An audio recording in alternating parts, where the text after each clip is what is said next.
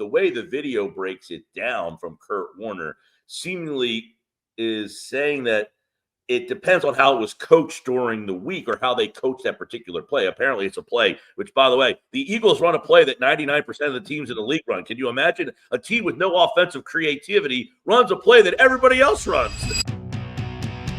Let's go to Mike Gill, man, joining us right now here on Birds 365. You can follow him at Mike Gill Show. Go type in on YouTube at Mike Gill Show. Subscribe to his YouTube channel. Listen to him at 97.3 ESPN down the shore. Mike, what's going on, man? Welcome to the show this Wednesday. Another Eagle loss that we will be talking about. Mike, how you doing, man?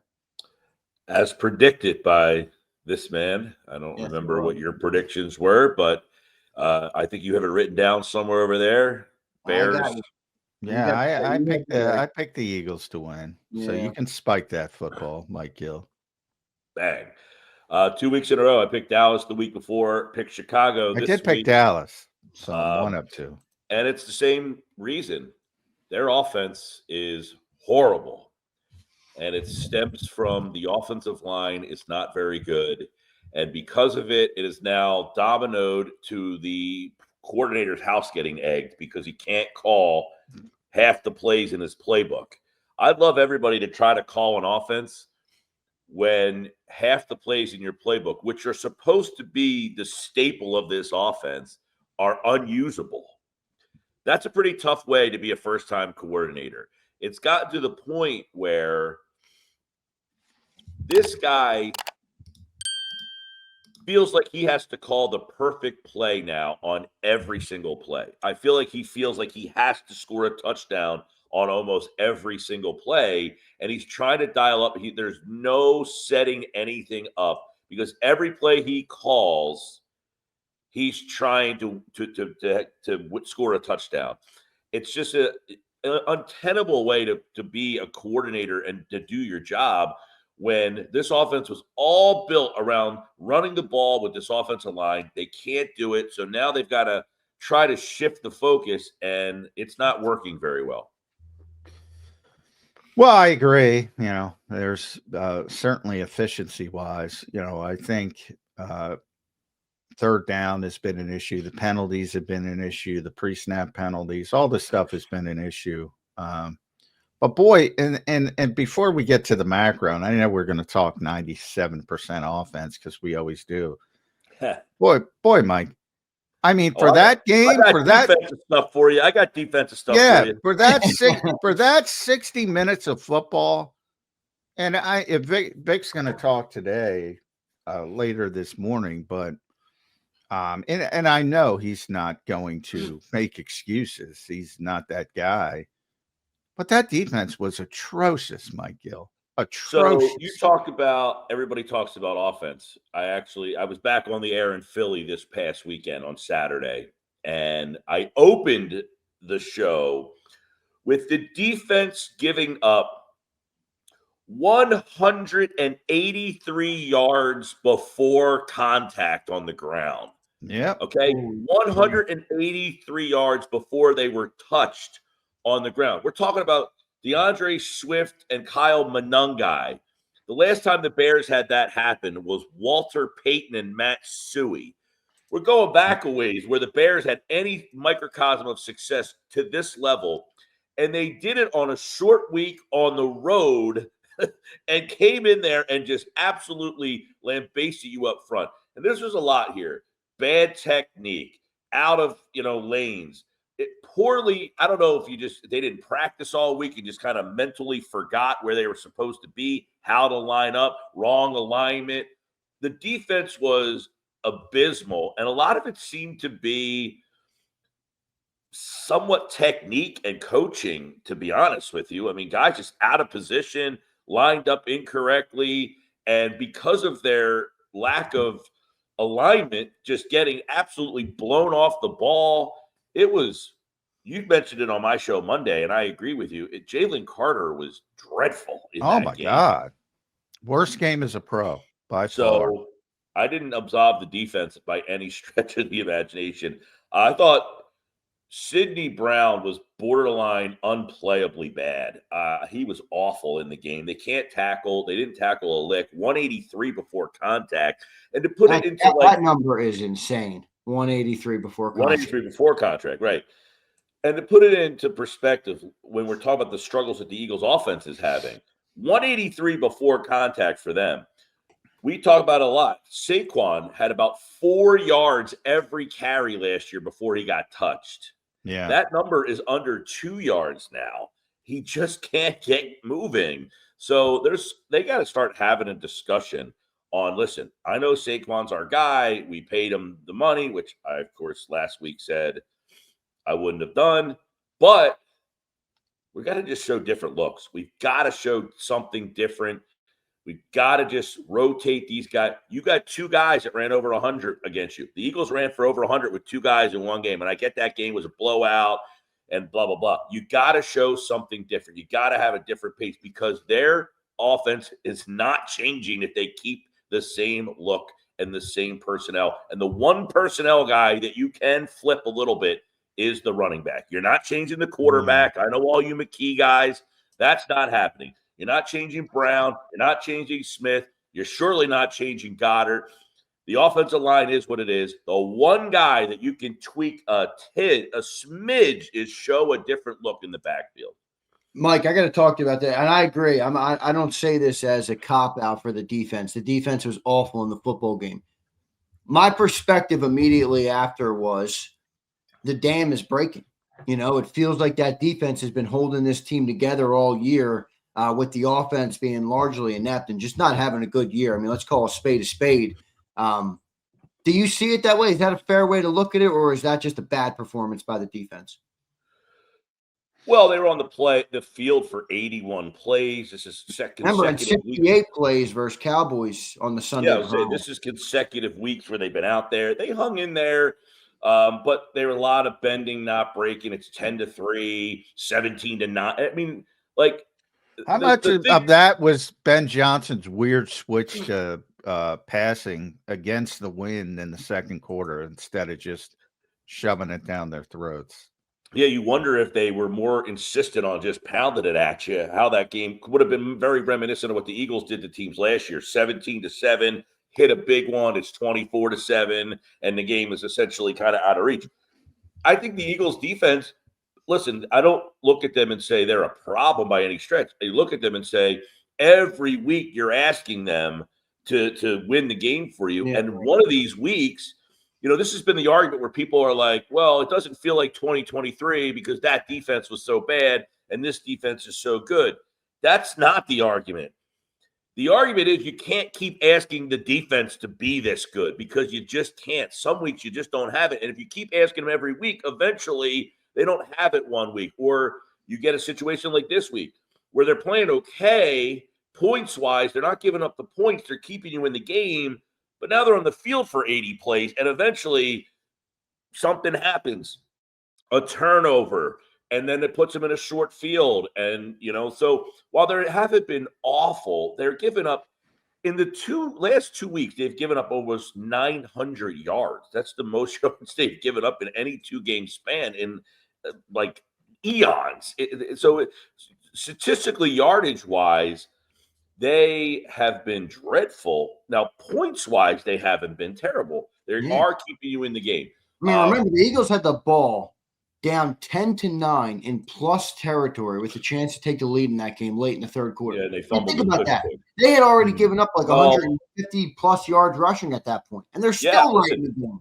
Because the defense kept them in the game. That's what, you know, this thing is. They're keeping them. Think about that whole situation. They score the touchdown. They missed a freaking extra point. And you're feeling about the momentum of this game. And then they get an improbable interception that you're like, okay. And it's like they couldn't capitalize on that either. That's where you just kind of were like, geez, like nothing can go their way. But I will say about the offense, when they go 3 and out, this is where they need to change the tempo. You go 3 and out, next series, we're going tempo. We're getting up on the ball, and we're moving because when they go into tempo, that's where they seem to get a little – you can't do it all game long. I'm not saying – you go 3 and out the next series, we're going tempo. That's the thing. 3 and out. Next series, Well, tempo. boy, that's Mike, you've been through Chip Kelly. What if you go 3 and out again and you're going tempo? Well, obviously, then you can pull back on that. Yeah. But the point being is we went 3 and out. Let's try to get a little fluidity in the offense the next time we get out there and see if we can get ourselves in a rhythm. Got to get that first down. Then I think you can go tempo. That's where I agree. But you got to get the first one. You got to get the first one. I just the worst thing you want to do is go 3 and out and then go 3 and out again with tempo. Well, like Chip used to do. Yeah, I just spent 20 minutes before I came on here watching. I don't know if anybody's seen this Kurt Warner breaking down the play last night in the Hard Knocks, which I spent $18 to watch. By the way, oh my Lord, man. I apologize. Yeah, that's a tough one. Yes, by the way, I'm very stuffy today. My nose is running. Something's got me, but anyway. Probably so that play where everybody's talking about, and he really breaks down that play. It's a very interesting breakdown, though, of who was wrong, who's to blame. But really, the main point behind it is how it is coached during the week. He's like, this is how we did it, blah, blah, but I don't know how they coach it. And you look at all the conversation about coaching and quarterback and who's the fault here. We still won't really know the answer to what that play is supposed to be, other than Jalen is taking accountability that he was wrong. But the way the video breaks it down from Kurt Warner seemingly is saying that it depends on how it was coached during the week or how they coach that particular play. Apparently, it's a play, which, by the way, the Eagles run a play that 99% of the teams in the league run. Can you imagine a team with no offensive creativity runs a play that everybody else runs? Yeah. It is a very basic play that they run that's wide open that they miscommunicate on. But his point is the communication there goes into practice during the week as opposed to now he gave him a little hand signal. Who knows what that means? We'll never know. Hurts is taking accountability. But the question would be, did that video do anything, that show do anything for anyone to make you feel any different about this team? No. Well, it showed me that if you execute, things can go well because that's a touchdown if you execute the play. Yeah. Correct. And, yeah. Which we talked a lot about, the coach he's always up there. The offensive coordinator on this team is always at the top of this list for people. And the play caller for me is somewhere on the pie chart. I don't think he's at the top because there are so many plays. You get 80 plays. That's a number that the Bears ran. It's not normal. You get 80 plays in the game. You have certain amount of shots to convert positive plays. Not every play is a positive play, even if you're going well. And what you do in those positive opportunities is the difference. And they had a positive play there that could have been the difference in that game, and they did not convert it. Yeah. Yeah. I mean, that's the whole point. People judge, and I say it all the time. I've said it a million times on this show, and I've said it a million times on your show, Mike. People judge play results, not play calls. The play result was a failure there. So people don't recognize, hey, you know what? The guy's wide open. Yeah. If you execute the play, it's a touchdown. Well, there was a lot of other, conversation about Goddard being also open on the play, and Warner broke down why he wasn't really an option, not part of the progression. On that play. I say that to Zander all the time too. There's nothing I hate more than screenshot scouting, as I like to call it. I'm wide open here. Yeah. Although he did say he was the second option in the route. But the one thing that Warner said that's very interesting, he doesn't like progressions. In other words, like, 1, 2, making all these armchair quarterback coaches are like, he doesn't know how to progress, go through his progressions. That kind of is out of the game. Yes. These coaches are basically not teaching progressions anymore. So, yeah, maybe he doesn't know how to go through his progressions because they don't teach you to go through progressions anymore. Yeah, it's the college game. The college game getting elevated to the pro game for the most part. There's a few that do. The Kyle Shanahan guys are more progression, but there's still a few, but most are like Kurt, and what Kurt's comfortable with because of his success is, all right, here, if the free safety is here, this is where I go with the football. You read. And that's how you sort of do it. Yeah, but wouldn't that require an even more creative, like Because then you got to keep defenses guessing on what the first read is. Because Well, it's simple to guard if you're, predictable routes like people have been saying about. But that's the thing, Yeah. Zander. What is really infiltrated into the league, which I don't know where you would stand on this. It is putting a lot of onus on the players to make decisions in the moment. Like the receiver is making it, he said it's a choice route. He has the choice if he wants to go out or in based on what he thinks he sees. The problem is you got to be on the same play as the quarterback on that. What does he see? So if you're doing a choice route, you can make the choice to go in because you've got the corner here and the safety back. The point is you're trying to get this guy here. He's taking the outside man. Right. So if the inside guy runs to the out, you're hoping that guy goes with him. And then the safety's over here. And this guy can make the choice of going out this way, which now that corner has to decide, am I going outside with the first guy or outside with the second guy? So these choices are all happening in the moment. And you have to be on the same page to read that. And that's where it's like you're putting a lot on these players to make that on-site decision. So in that moment, Devontae makes the choice of running in while whoever was in the slot ran past him. So the outside guy goes with him. The safety man comes to the guy who goes inside. That's why there's that separation. But Hurts doesn't know that right away. So his feet are set to the outside as they show in the video because he thinks Devontae's reading it to go outside. And instead, he read it to go inside. So now he's throwing across his body, and the throw's off the mark. So that split second there is them all reading that in the moment, not an actual play that is, this is the play and this is the route. Right. It's true. Did I explain that okay? Yeah, you explained it perfectly. Yeah. But, I mean, from the standpoint, think of it as a mini zone read.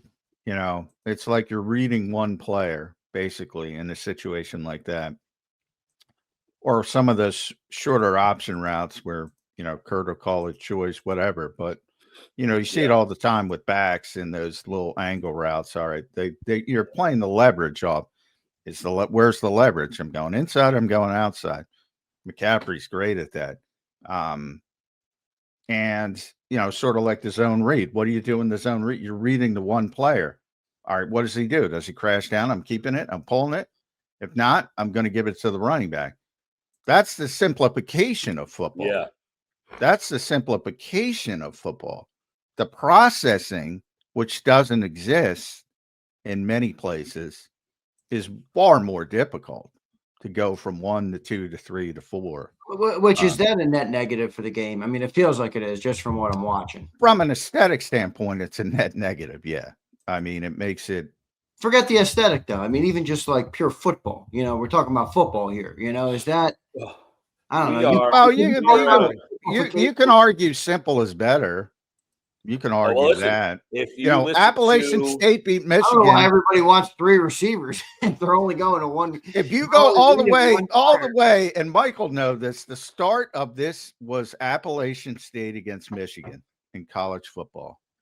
And, at the time, Michigan was Michigan. Not, they're always pretty good, but they were, very top tier.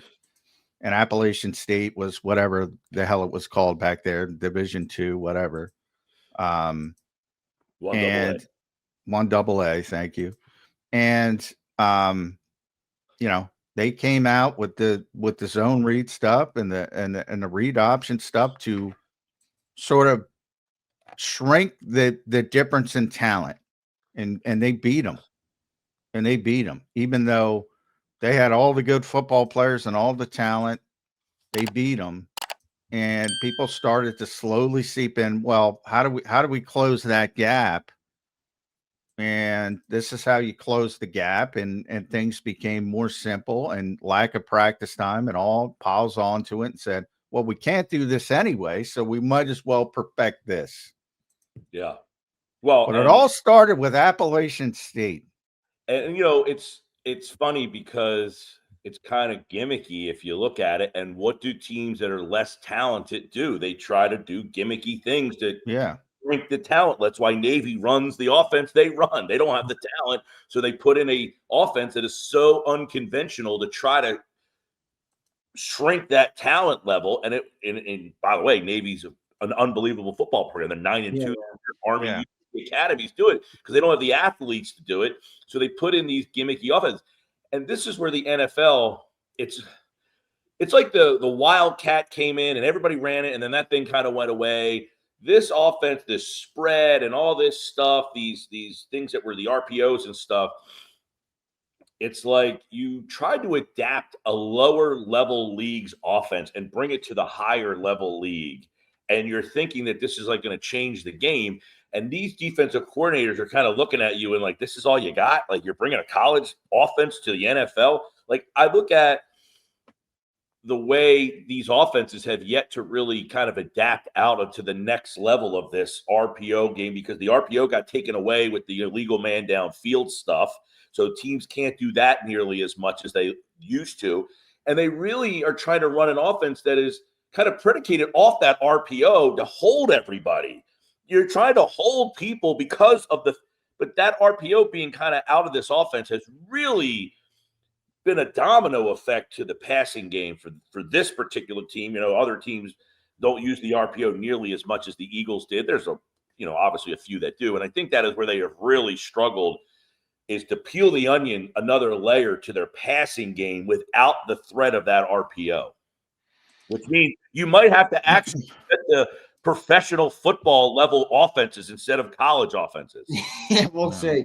Mike, it's interesting. We sit here today. It feels like the sky's falling, as it always does in Philly after a loss. But, they won 4, they lose 2. They win 4 again, they lose 2. But the funny part about the league is, there's no real dominant team, and not only in the NFC, but in the AFC as well. And you look at what the Eagles have in front of them, and you're like, boy, they still have everything in front of them. They can just forget basically what's happened to this point and, handle their business in front of them, and the sky's the limit. Are you losing confidence in this team, or do you think with where they are now and what the schedule looks like coming up that they can kind of, I don't know, make a run here or at least playing better? A couple of years, I think, John, we might have talked about this on Monday a little bit. I don't remember, but they were 10-1. They lost to San Francisco. They got waxed by Dallas, and it was like, well, you play the Cardinals. You got waxed by the Cardinals. I mean, they couldn't get a stop that game against the Cardinals. You have like 38 or something against the Cardinals. So you got a Chargers team right now that played well last week. I know it was the Raiders, but that team is in wild card position. They need this win. The quarterback's banged up, but they do have a good defense. So it's not the kind of game where you're like, hey, our offense.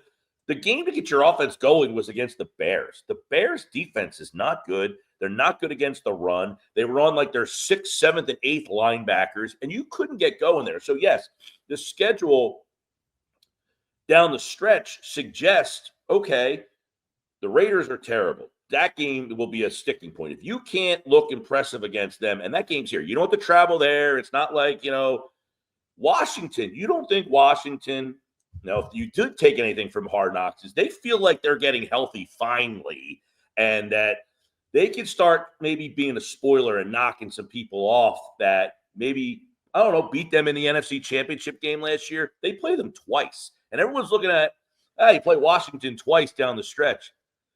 Those are the kind of teams that generally you don't want to play. Like, I don't want to have to play that team that was good last year, went through injuries all season long. They're not rolling over and dying. They want to show that they, had a season that they had because of injury, not because they stink.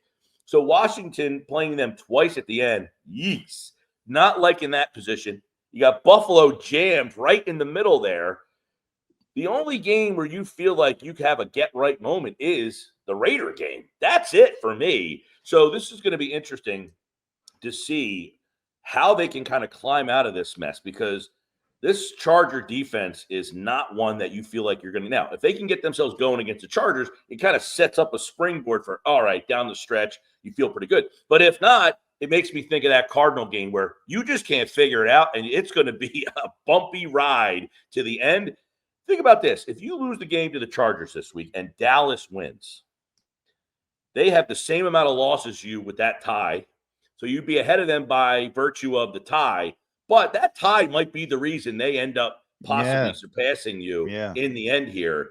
So they beat Detroit tomorrow night and you lose to the Chargers, you're essentially deadlocked with 4 games to go. They play Washington and the Giants and Minnesota down the stretch. They have one more. They play the Chargers. Outside of them losing at Detroit this week, which I don't see that happen. This Detroit team, I think, is tapped out. I think they are out of gas. That team has gone through so many injuries and so many bumps in the road. I think Dallas runs the table, to be honest with you here. That puts an immense amount of pressure on you. And I don't like the way this game sets up on Monday night. I really don't. Yeah, the Chargers, for those who don't know, have the 3rd ranked defense in the NFL. Yeah. So I think a lot of people, The top 10 Chargers offense problem, as well, by the way. The Chargers' problem has been the Eagles' problem. Their offensive line has been a disaster. Yeah. And they can't, like, when their line is the way it is, anybody can beat them. But they've gotten themselves back a little bit here. And their defense Mekhi Becton is not playing well, by the way, out there. Mekhi Becton. No, he played great here. But if they had Joe Alt and they had Rashawn Slater, they'd be a Super Bowl contender. But they don't. No one on the Eagles 2024 offensive line is playing well this year. Nobody. No. I would say I think Tyler Steen's played better than I expected, but he wasn't on the compared to. That's not what I said. I said 24 O-line, John. Yeah, compared to Mekhi Becton, that's what I'm saying. Who was on the 2020? He's not playing as well as Mekhi last season. Mekhi is not playing well this season, which kind of happens. But interesting, and these numbers are meaningless, but it is interesting to me that the Eagles now have the 24th ranked offense and the 25th ranked defense, which is kind of amazing when you think about the narratives in this town. But bottom line is, the Eagles are great on red zone and red zone football, both sides of the ball. Number 1 on offense, number 4 on defense. If they weren't good in the red zone, they're probably a 4-8 team the rest of the way they play on the field. That is what is saving them. Their red zone effectiveness on both sides of the football. And to your point, Mike, the defense gives up all those yards, but bend but don't break. They don't break usually. Offense, when they do get in there, which is not nearly often enough, they're the best in football. It's weird. Such a weird team. They are. It's one of the more bizarre teams. And now, but by the way, a lot of that, red zone stuff, they get a lot of those tush pushes when they're down inside the 5. Well, that's part of it. Yeah. Right. But that tush push that's not been working either all of a sudden. Last week they fumbled on the tush push. They haven't converted them nearly at the same rate. They're not even getting in. Like the game against Dallas, it's 3rd and 2. And the fact that they don't run the ball on 3rd down to set up a tush push on 4th down if they don't get the 3rd down, that tells me like they are having serious doubts about running the ball and converting that play. And their offense. John has kind of won me over on that. I'm in the book. I'm on John's where I'm like, just spread it out, let Jalen pick a lane and go and get the first down. I think it'd be more successful. Yeah, I mean, listen, they definitely need to do. I don't know if anybody heard any of the Nick Foles stuff on his podcast. Yeah, I heard it. And his whole point was, they got to just simplify things. It's funny. We hear that word and you're like, they're not creative enough. They don't do enough. How much can this thing get? They got to simplify things. But I thought one of the things he brought up in there was, can they kind of reimagine this offense? He said, look, I came in and I was running stuff that worked for Carson. And then we had a bye week and we kind of found stuff that worked for me and not for him. So the question would be, they've had one bye, they had a mini bye, now they're on another mini bye. Can they reimagine this offense to find some things? Like if you haven't found the bye now, it's kind of crazy to think of. There, to Nick's point, no, unless they change to Tanner McKee. Then they'll change. I will say one thing you took away from the Hard Knocks last night is Nick is steadfast on doing what we do. One of these plays, Brandon Graham said it, one of these weeks, this running game is just going to poof. And I'm like, I hope he's not listening to Brandon Graham here because I don't see this. Well, and I was saying not Nick Sirianni, Nick Foles, to the point of you saying, Ken, they changed the offense. They specifically changed. Doug Peterson told John DeFilippo, this isn't working. Kind of figure out what Nick does well. We'll run. And they went more RPO stuff. Mm-hmm. They did. There's no running threat with Nick, but that's what he was comfortable with from his days with Chip and going back to college. That's what he was comfortable with. They're not changing with Jalen Hurts. If they go to Tanner McKee out of necessity, they're going to change. You'll see a lot of tight ends in the flat with Tanner McKee. Yeah. On replay. Tight end in the flat. By the way, tight end in the flat. I wrote about this on Sports Illustrated, but the tight ends have been a real big problem for this running game as well. People aren't, if you want to point to some of the deficiencies of Howie Roseman, which people barely do, how do you go into a roster building process with a run first team and you want to run the football and your backup tight ends are Grant Calcaterra and Kylan Granson, and you're playing all this 12 and 13 with guys who can't block a lick. Well, John, didn't they have those tight ends last year? And then also the injuries to Ben Van No, they had, what's his Wilson. name? Jack, what's his name was here? Jack Stoll was here for a little bit, but Kylan wasn't here. Grant was here. Grant has always been an issue but EJ Jenkins was here and a better blocker and is still here on the practice squad and should probably be on the regular roster instead of. I know Jeff McClain is on a crusade to get Cam Latu to be. Cam Latu can block. Yes, but I'm saying he's asked questions on this. I mean, it seems like this.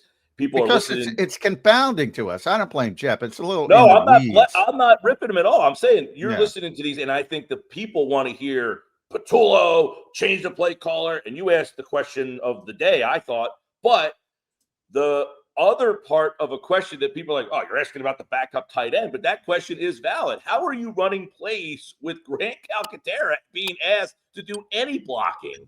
And you have a guy who is a capable blocker. You showed so much that you think he's a capable blocker that you made him into a blocking position. And to Zander's point, Ben Van Sumeren and Johnny Wilson, man. Like Johnny Wilson was a big part of this team last year. People didn't realize because it's not, well, you think a receiver, you want him to catch the football, but it was, this big bodied guy who can block and he could play 13 and he'd be out there by himself. Yeah. And Ben Van Sumeren, they found that little niche with the fullback to the point that they wanted to use it more this year. Little things like that are just not there this season. And they get lost in the weeds. How funny, not funny, how ironic would it be is like these little tiny things that you don't even think about, that first play of the whole season, the Ben Van Sumeren injury, that kind of being a microcosm of your season as a whole, is the attention to detail that this team lacks right now as a big differentiator from last year. And the little attention to detail went down on the very first play, and no one really thought much about it. Van Sumeren, whatever. And he's sitting there holding his knee or Achilles or whatever happened to him. Patellar. You go back to that moment and say that moment was really the jumping off point for the attention to detail being lacked all season long. No doubt. All right, Mike, I got one more big question for you here. The offense, I guess you could boil it down to these three names. I know it's not fair because, you got running back, you got offensive line, but I want you to rank these three in terms of problems for the Eagles this year. Kevin Patullo, Nick Sirianni, and Jalen Hurts for this inept offense. Who's problem number 1, 2, and 3 of those three names? Offensive line is one. Well, they weren't in it. Well, what was it? I know that they matter. It was Jalen, Nick, and Kevin. Oh, okay. Oh, geez. I would say, Nick's number 1 then. It's his offense, and he is done. I feel like the team has lost confidence a little bit in the play caller. I don't particularly think it's his fault to be number 1, But I do think the team has lost confidence in him. So for whatever reason, it could be Bill Walsh calling the plays. If they've lost confidence in you, that's a problem. And it's Nick's offense. And Nick's got to be the guy that steps in and either says, you got to change something. I'm taking over the play calling. This guy's going to call something. So Nick would be number one. He's the leader of the team. I'm not saying that Jalen's awful, or I don't want to be taken that way, but I guess he would be 2, and Patullo would be 3. All right. Man. All right, Mike, they got 5 games left. What do you think they go? 2-3, 3-2, 4-1, 1-4? You didn't have much confidence. I think this Charger game tells me a lot.